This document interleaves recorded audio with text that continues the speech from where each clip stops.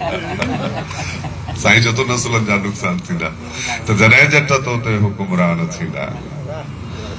जॾहिं जट तो ते हुकुमरान थींदा त छो को न नस्लनि जा नुक़सान थींदा। असांजो मसलो इहो आहे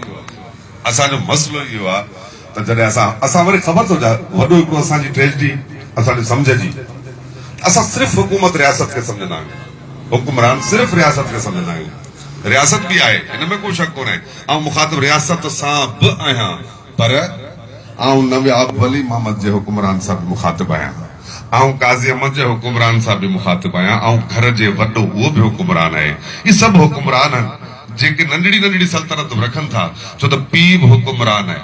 उहो जेकॾहिं जट थींदो त पुट मुड़ुस माण्हू पैदा ई कोन था सघनि सो मां सभिनी हुकुमरान सां मुखातिब आहियां त जॾहिं जट तो ते हुकुमरान थींदा त छो को न नस्लनि जा नुक़सान थींदा ऐं शियो बि काफ़र ऐं सुन्नी बि काफ़र मस्जिद मजा अहिड़ा ऐलान थींदा त छो को न नस्लनि जा नुक़सान थींदा छो त इहे शयूं अहिड़ियूं आहिनि जेके असांजे नंढड़नि ज़हननि ते जेकॾहिं शियो हुनखे चवंदो तूं काफ़र आहीं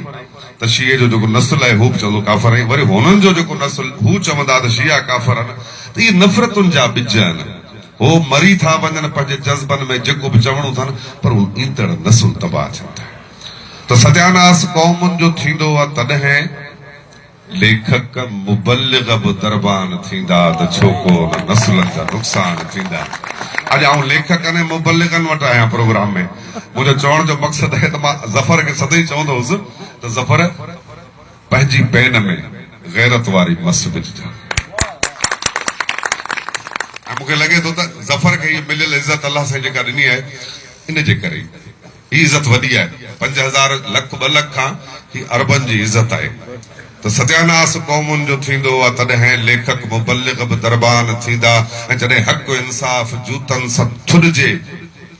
जॾहिं मुल्ह इज़त संदो नान थींदा त छो को न नस्लनि जा नुक़सान थींदा। सॼो ॾींहुं घर में जे भञंदे खटोला रुगो ॾींहं जा ख़्वाब महिमान थींदा त छो को न नस्लनि जा नुक़सान थींदा ऐं पहिराण तस्बीह हाजी निमाज़ी दाढ़ी हुजे पोइ मुस्लमान थींदा त छो को न नस्लनि जा नुक़सान थींदा। जॾहिं अणपढ़ियो आहे उस्ताद बणबो पढ़ियल पेट ख़ातिर परेशान थींदा त छो को न नस्लनि जा नुक़सान थींदा ऐं धरती लुटण लाइ विढ़नि चोर चूंडूं वरी वोट ॾींदड़ बि नादान थींदा त छो को न नस्लनि जा नुक़सान थींदा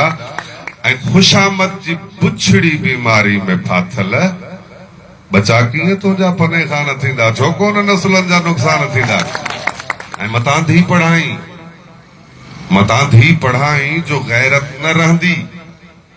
कमज़ोर एॾा जे ईमान थींदा त छो को न नस्लनि जा नुक़सान थींदा ऐं कई माठ थींदे मुनाफ़िक़ ड्रिबाई